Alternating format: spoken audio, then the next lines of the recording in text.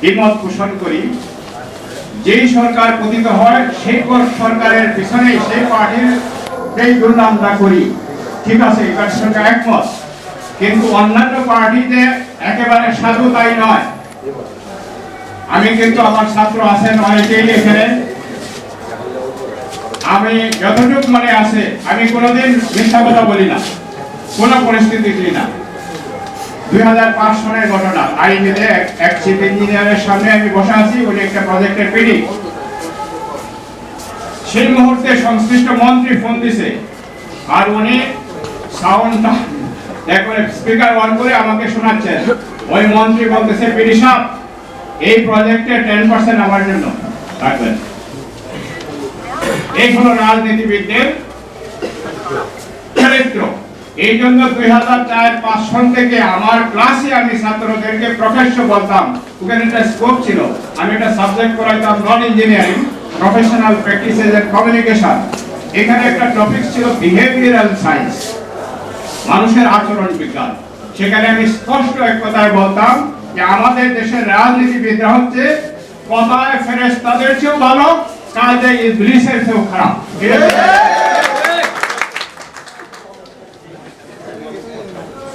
এই মাস্টার্সদের রিলেশনের ফলে দেশের জনগণ যেভাবে ক্ষতিগ্রস্ত হচ্ছে তার একটা সংক্ষিপ্ত চিত্র আমি বলতেছি।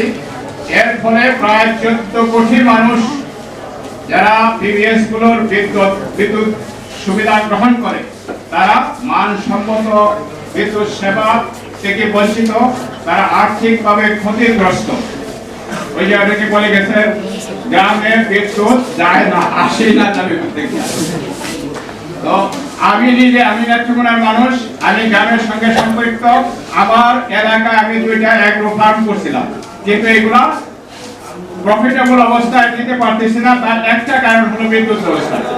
আর আমি খুব লজ্জা বোধ করি, নেত্রকোনার যে বর্তমানে যে আমার ছাত্র, ডাইরেক্ট ছাত্র, তাকে ফোন দিলে আমি গেলে বিদ্যুৎ লাইন দিয়ে দিবে, কিন্তু আমি কখনো ফোন দিই না যে আমার প্রজেক্টের মধ্যে বিদ্যুৎ লাইন দেওয়া দাও। আমি সাধারণভাবে যা হয় তা হবে, আমি অতিরিক্ত কোনো প্রিভিলেজ আমি নিব না।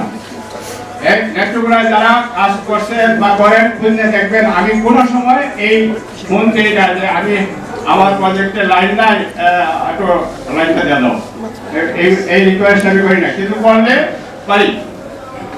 এরপরে আমি যা দেখতে পাচ্ছি, আমাদের যে বিদেশে কর্মরত গ্রামে গঞ্জে যারা গরিব মানুষ বৈদেশিক 15-20 লক্ষ টাকা নিয়ে দেশে ফিরতেছে, তারা কিন্তু ওইখানে তারা বেশিরভাগই জমি কিনে ফেলে। কোনো ইনভেস্টমেন্ট তারা ইচ্ছে করলে একটা সমিল, রাইস মিল, একটা মাছের খাবার তৈরির পিলেট মেশিন, প্রোটিন যে খাবার তৈরির মেশিনপত্র বসাইলে কিন্তু লাভজনক অবস্থায় আসতে পারত। অর্থাৎ ক্ষুদ্র শিল্পগুলা বিকাশ হচ্ছে না এই পল্লী বিদ্যুতের এই সার্ভিসের কারণে। আর জনমনে অত্যন্ত হতাশা বিরাজ করতেছে। এটাও আমি সতর্ক করে দিচ্ছি সরকারকেও, আপনাদেরকেও, যে জনমনে অতি খুব চাপা আগুন বিরাজ করতেছে পল্লী বিদ্যুৎগুলোর প্রতি এবং আইবির প্রতি। তো যে কোনো সময় এটা বিস্ফোরণ হতে পারে, যেমন শেখ হাসিনার সরকারের প্রতি একটা বিস্ফোরণ মুখ অবস্থা ছিল, এটা বিস্ফোরণ ঘটাইছে আমাদের ছেলেরা। তো এই পল্লী বিদ্যুতের গ্রাহকরাও এরকম একটা অবস্থায় আছে। তো এই সমস্যার একমাত্র আমার অভিজ্ঞতার আলোকে টেকসই সমাধান হতে পারে আইবিকে বিলুপ্ত করে দেওয়া। ক্যাপাসিটি বিল্ডিং করে পিবিএস একটা ডিস্ট্রিবিউশন কোম্পানি, ইলেকট্রিসিটি সেক্টরে 3টা সেক্টর, পাওয়ার, জেনারেশন, ট্রান্সমিশন, ডিস্ট্রিবিউশন। জেনারেশন করতেছে hydraulic project, Ashuganj power station, এগুলাকে সেপারেট লিমিটেড কোম্পানি করে দেওয়া হয়েছে, তাই না? এটা আমরা জানি। Distribution company PGCB, power grid company of Bangladesh, এটা একটা সরকারের মালিকানাধীন প্রতিষ্ঠান করে দেওয়া হয়েছে। আর ডিস্ট্রিবিউশন কোম্পানি ঢাকার ভিতরে ডিপিডিসি, ডেসকো, পিডিবি, ডেসা, সেগুলো ডিস্ট্রিবিউশন কোম্পানি। তো পিপিএস গুলো অনুরূপ একটা কোম্পানি করে দিলে হয়। 80টা পল্লী বিদ্যুৎ 80টা ইন্ডিপেন্ডেন্ট কোম্পানি করে দিবে এবং সেগুলো সরাসরি মন্ত্রণালয়ের নিয়ন্ত্রণে থাকবে। বর্তমান যে অবস্থা, এক সময় পিবিএস গুলা ইমেচিউর ছিল, অর্গানাইজেশনালি ইমেচিউর ছিল। আমি সেই 2093 সন থেকে পিবিএস এর সঙ্গে সংশ্লিষ্ট। এখন আর সেই ইমেচিউরিটি নাই, এখন মোটামুটি ক্যাপাসিটি বিল্ডিং হয়েছে। তাদের যত কাজ, আইনের যত কাজ, তার 99% কাজে পিবিএস গুলা করতে পারে। তাদের জন্য কিছু রিয়াল প্রজেক্ট নিয়ে কিছু কনসালটেন্ট দরকার। সেই কনসালটেন্টও আমাদের দেশে অ্যাভেলেবল। একটা সার্ভিস সেন্ট্রাল একটা বডি থাকতে পারে, শুধুমাত্র 80টা পিবিএস এর ফান্ডিং এ একটা হবে, ফান্ড সরাসরি চলে যাবে পিবিএস এর কাছে। আইনের কোনো প্রয়োজন আমি মনে বোধ করি না। তো এই হলো পিবিএস সম্পর্কে আমার কথা। এখন আসে আমাদের মূল কোথায়। এই প্রসঙ্গে আমার অবজারভেশন, আমার মতামত হচ্ছে আমাদের রাজনীতির ক্ষেত্রটা হচ্ছে নোংরা। এই রাজনীতিতে, অসুস্থ রাজনীতি থেকে সুস্থ রাজনীতিতে আমাদের ফিরে আসতে হবে, অন্যথায় সমস্যাগুলো থেকেই যাবে।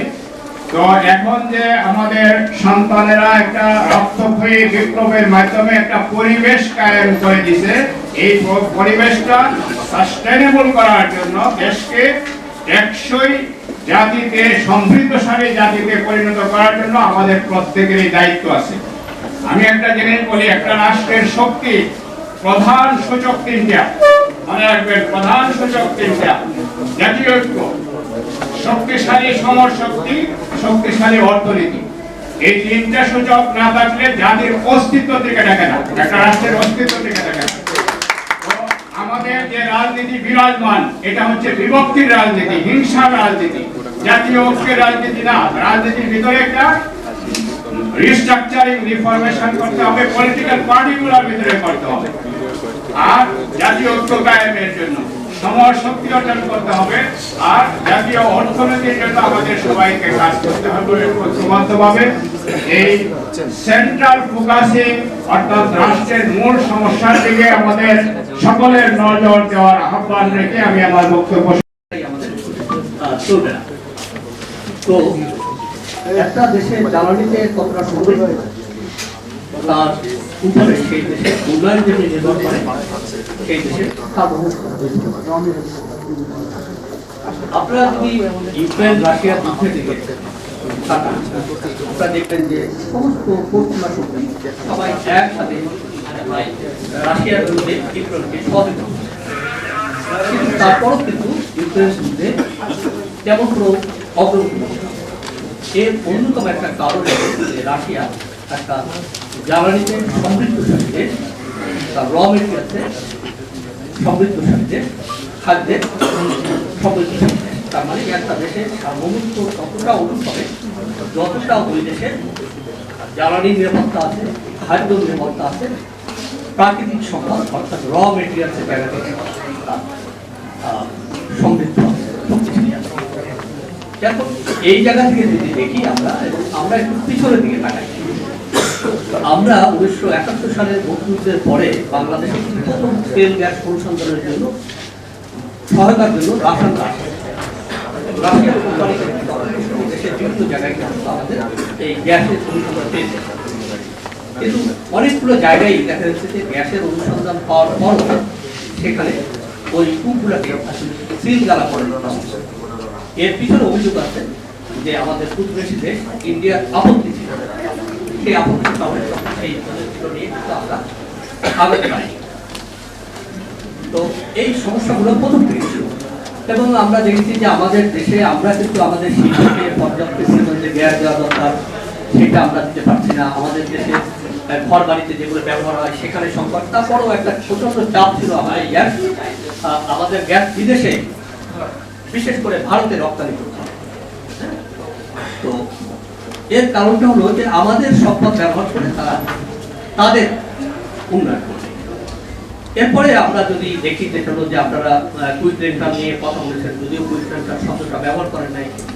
বিদ্যুতের আমাদের বিগত সরকার অনেক কথা বলে যে তারা বিদ্যুৎ সেক্টরে অনেক উন্নয়ন করেছে, জ্বালানি সেক্টরে অনেক উন্নয়ন করেছে। আমাদের দেশে জ্বালানির জন্য বছরে প্রায় $10 বিলিয়ন মতো বিনিয়োগ করতে হয়, এবং প্রাইমারি যেটা এনার্জি, এবং এটা ধারণা করা হচ্ছে যে 2030 সাল নাগাদ এটার পরিমাণ যেটা হলো $20 বিলিয়ন দাঁড়াবে। অর্থাৎ আমাদের যে এনার্জি ডাইভার্সিফিকেশন না হওয়ার কারণে আমাদের কিন্তু ফরেন রিজার্ভে একটা বড় ধরনের চাপ পড়ছে এই জ্বালানি। এখন আসি বিদ্যুতের ব্যাপারে। আমাদের বিদ্যুতে যেমনি 2009 সালে শেখ হাসিনার সরকার যখন ক্ষমতা আসে তখন আমাদের 27টা বিদ্যুৎ এটাকে 150টা কিন্তু 127টা থেকে 150টা হওয়ার পরও আমাদের কিছু বিদ্যুতের সংকট মেটে না। গ্রামের মানুষ বিদ্যুৎ পাচ্ছে না, শহরেও সংকট হচ্ছে, আমাদের কলকারখানাগুলো বিদ্যুৎ পাচ্ছে না। এর কারণ হলো বিদ্যুৎ কেন্দ্র করা হয়েছে বিদ্যুৎ সরবরাহের জন্য, অর্থাৎ এই খাত থেকে লুটপাট করার জন্য। যে কারণে দেখা গেছে যে অনেকগুলো কুইক রেন্টাল প্রজেক্ট হওয়ার পরও যে ক্যাপাসিটি দেখাচ্ছে, সেই ক্যাপাসিটিতে আমাদের চাহিদার চেয়ে অনেক বেশি বিদ্যুৎ উৎপাদনের অবস্থা। কিন্তু সেটা না হয়ে উল্টো দেখা গেছে যে আমাদের দেশের একটা বড় অংশই যেটা হলো বিদ্যুৎ কেন্দ্র, সেখানে আসলে বিদ্যুৎ উৎপাদন হয় না, কিন্তু সেখানে একটা ক্যাপাসিটি চার্জ ধার্য করা হচ্ছে। এই যে আইডিয়াল যে বিদ্যুৎ কেন্দ্রগুলো, অর্থাৎ যে বিদ্যুৎ কেন্দ্রগুলো বিদ্যুৎ উৎপাদন করে না, এগুলোর পিছনে এ যাবৎ যেটা হলো 1 লক্ষ কোটি টাকা ক্যাপাসিটি দেওয়া হয়েছে। তাহলে টাকাগুলো কোথায় গেছে? টাকাগুলো এই সরকারের সাথে সংশ্লিষ্ট কতগুলো কোম্পানি কাছে চলে গেছে, তার মধ্যে সামিট আছে, ইউনাইটেড আছে, আর সিএল আছে, এরকম নানা কোম্পানির কাছে। বিদ্যুৎ কেন্দ্রের যেটা হলো অনুমোদন পাওয়ার জন্য তার পূর্ববর্তী যোগ্যতার দরকার ছিল, তার প্রমাণ হলো তারা 1300 প্লাস 1350 মতো মেগাওয়াট বিদ্যুৎ উৎপাদনের জন্য তারা প্ল্যান পেয়েছিল, কিন্তু তার আগে তারা একটাও বিদ্যুৎ কেন্দ্র করেনি। তাহলে এগুলো দেওয়া হচ্ছে। আপনারা যেটা হলো এস আলম সম্পর্কে জানেন যে ব্যাংকিং সেক্টর লুটপাটের মেইন কারিগরদের একটা হলো এস আলম। তো এই লুটপাটের জন্যই তাদেরকে যেটা হলো বিদ্যুৎ কেন্দ্র জায়গা দেওয়া হয়েছিল। এখন যেটা হলো আপনি কিভাবে লুটপাট করছে তার একটা আপনাকে উদাহরণ দেই, যেটা হলো একই বিদ্যুতের জন্য কোন জায়গায় যেটা হলো কোনো কোম্পানি অফার করছে যেটা হলো তাদের হলো যে 30 পার কিলোওয়াটের জন্য $30, আবার যেটা হলো কোনো কোম্পানি সেখানে ধরেন যে অ্যারাউন্ড $9, $9, অর্থাৎ ডিফারেন্সটা কত বড়। আবার আপনি দেখবেন যেটা হলো যে সমস্ত কোম্পানি সরকার থেকে গ্যাস কিনে বিদ্যুৎ উৎপাদন করছে, তার ভিতরে আশুগঞ্জ বিদ্যুৎ কেন্দ্রের জন্য যে যখন গ্যাস কেনা হয়েছে পার কিউবিক মিটার তাদেরকে দেওয়া হয়েছে, দিতে হয়েছে $30+ তাদেরকে পে করতে হয়েছে।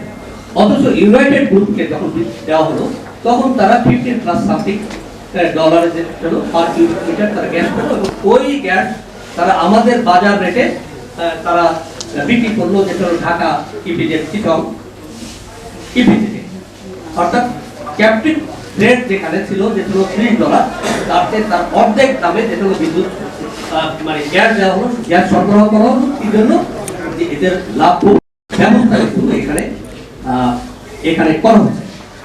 এখন এর এই যে আমাদের এখানে আদানি নিয়েও আমাদের শোয়েব ভাই কথা বলেন। আদানির সাথে খুব ইন্টারেস্টিং জিনিস হলো, আদানিকে কেন বিদ্যুৎ কেন্দ্রের বিদ্যুৎ আদানিকে কেন আনা হলো, তার মেইন হলো যে মোদিকে ভারতের মোদি এবং আদানি গ্রুপের সাথে একটা বড় ধরনের আনমোদি অ্যালায়েন্স। তো সেই অ্যালায়েন্সের কারণে 2015 সালে যখন মোদি এখানে আসলো জুন মাসে, তার 2 মাসের মধ্যে আদানি গ্রুপের সাথে আমাদের পাওয়ার ডেভেলপমেন্ট বোর্ডের একটা এমইউ মেমোরান্ডাম অফ আন্ডারস্ট্যান্ডিং।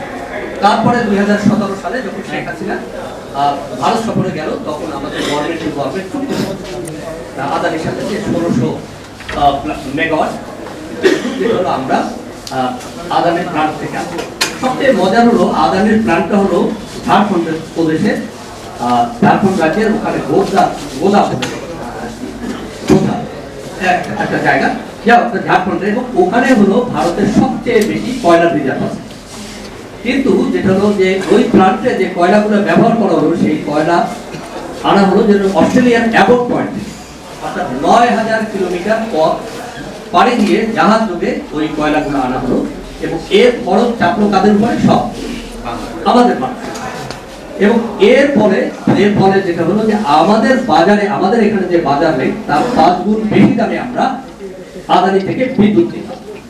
সবচেয়ে মজার ব্যাপার হলো সেই চুক্তিতে একটা ক্লোজ, যেটা ভাই বললো আমাদের শোয়েব ভাই, আসলে ওটা ৪০০ মিলিয়ন না, $৪৫০ মিলিয়ন বলা হলো যে আদানি যদি আমাদেরকে বিদ্যুৎ সরবরাহ নাও দেয় তাহলেও তাকে প্রতি বছর $৪৫০ মিলিয়ন করে আমাদেরকে পে করতে হবে, এবং এটা চলবে ন্যূনতম ২৫ বছর ধরে।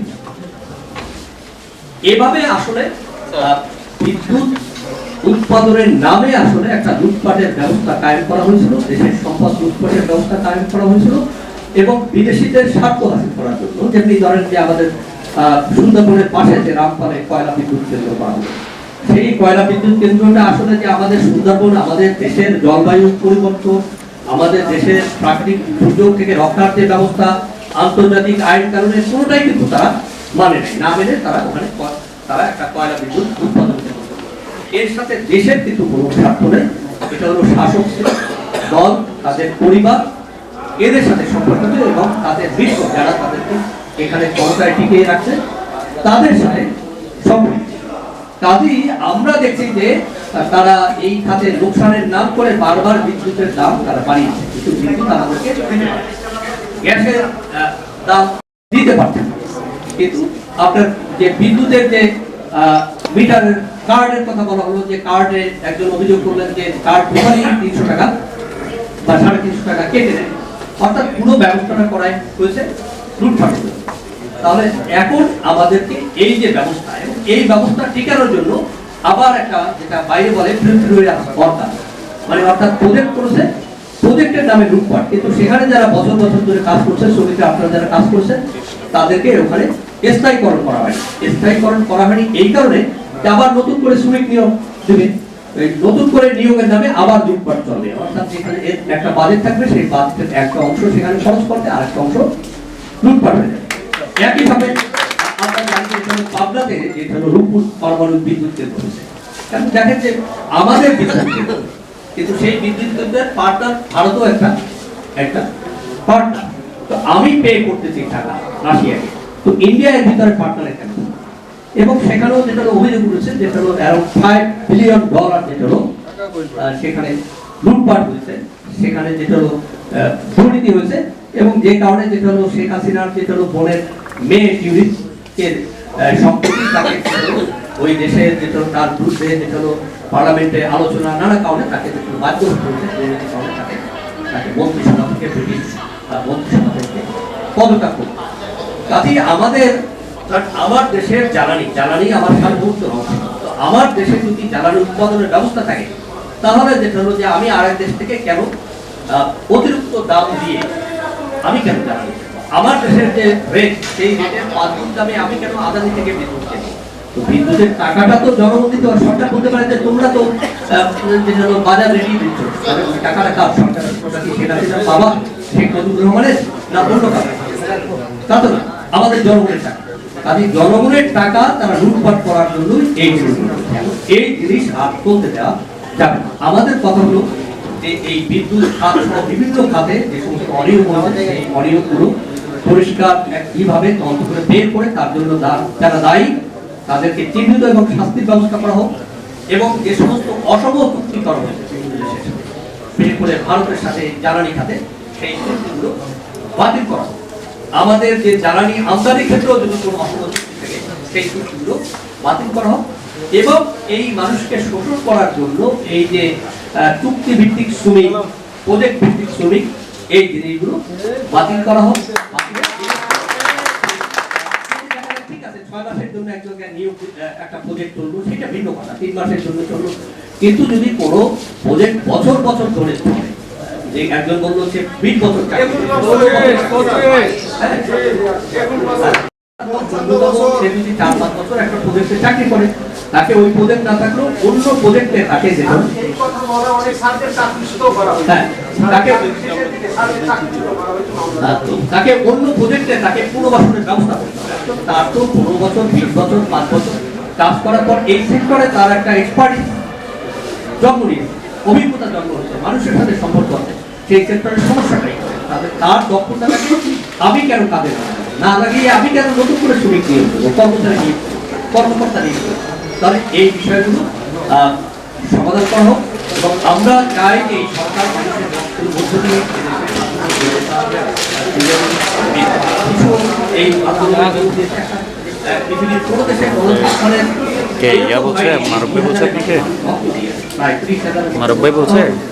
অনেক মানুষের চোখ গেছে। আচ্ছা ঠিক আছে, বিশেষ সন্ধ্যা জানাবো। এর বিনিময়ে যে সরকার এই সরকার এটা পৃথিবীর কোনো দেশে যুদ্ধে ইতিহাস গণযুদ্ধে এত মানুষের জীবন গেছে।